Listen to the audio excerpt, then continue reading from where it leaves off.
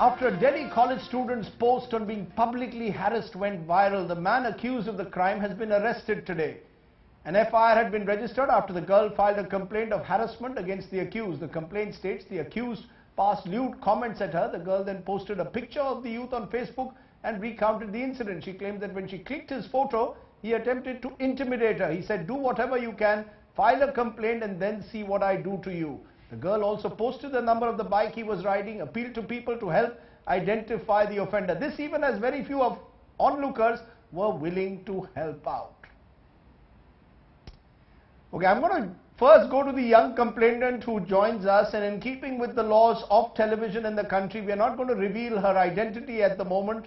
Ma'am, first of all, of course, it was brave of you to take a picture of the man who allegedly harassed you, then even inform him. Now he's behind bars. Do you feel safer as a result of what you've done today?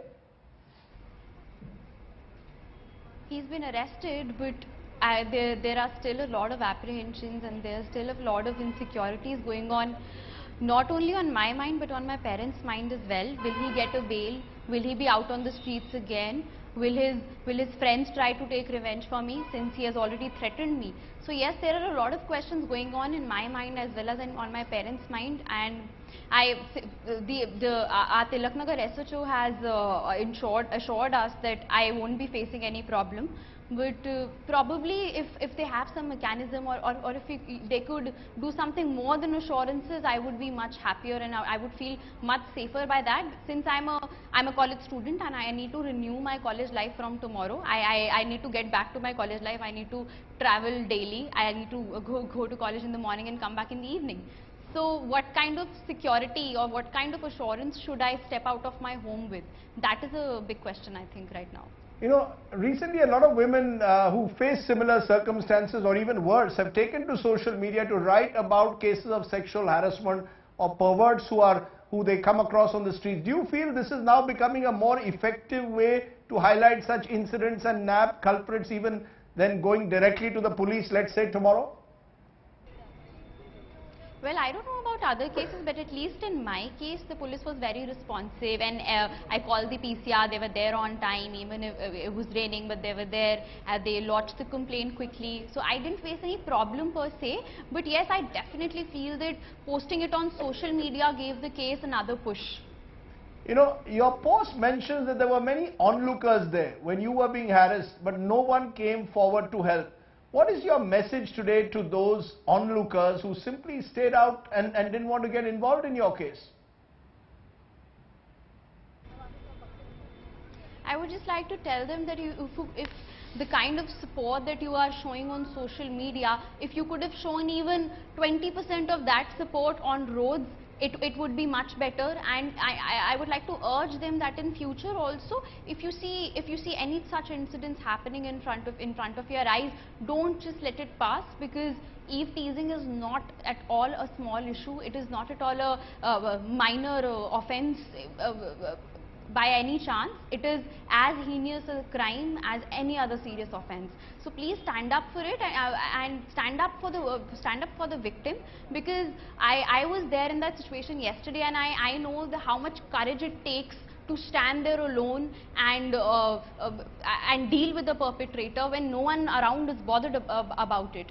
So if there had been any people supporting me, it would have given me courage, and I feel that if any other girl faces the same problem, people support of people around her would of course give her a lot of courage, and will of course encourage her to approach the police and lodge complaints against such perpetrators. Thank you very much for speaking to us. Karuna Nandi is joining us, and Karuna, you heard the story there. At the same time, I've just heard from the parents of the boy who's been arrested saying their son is not guilty, the girl is to blame. So you've now got a peculiar situation where the girl's taken to social media, the police have arrested the person based on that, a FIR was filed, and the parents are saying the boy is not guilty. How is, you know, is there a worry that using social media is a double-edged sword in a way? You know, using social media, Rajdeep, is a hack that some women have started, you know, going to stand up for themselves. in the absence of a proper police response. Here it sounds like they responded quite well, and in the face of a justice system that is quite tough to navigate, right? If you look at the crime data of last year, only 17% of all sexual offences was this type of verbal sexual harassment reported. So it's reported at a very, very low rate, even lower than sexual assault. So are you saying social media? That what if the guy is innocent? That's right. The one side, of course, is that. No, I'm coming to that. I'm coming to your concern.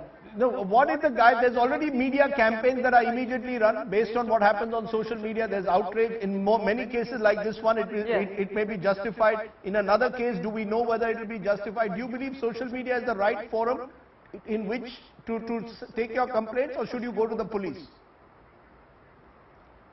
You know, of course one should go to the police, there's no question of that.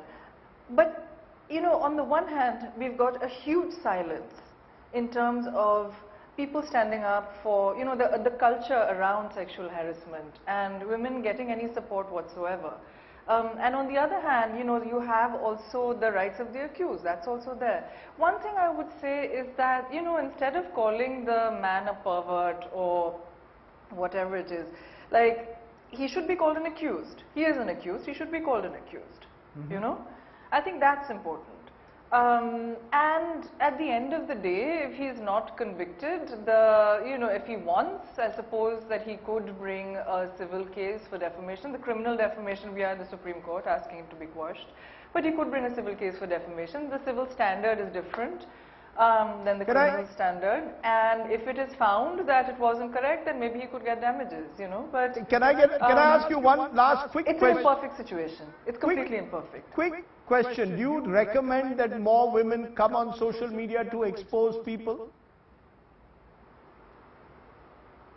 I recommend that women go to the police and that the police do its job. Let's be very clear, and women should know that under section 509 and under section 354A, the penalties can be actually extremely reasonable, and if the police fails to register the case, an FIR can be registered against the police officer himself or herself, and this is all true around the country.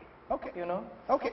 The social media issue, I think, look, that's something that women feel that they are forced to do because nobody else is standing up for them, you know. I take your point that social media in a sense is being seen as a new forum where women feel a little bit more empowered perhaps than they do when people just look on and don't take up a case of sexual harassment. Karuna Nandi, thanks very much.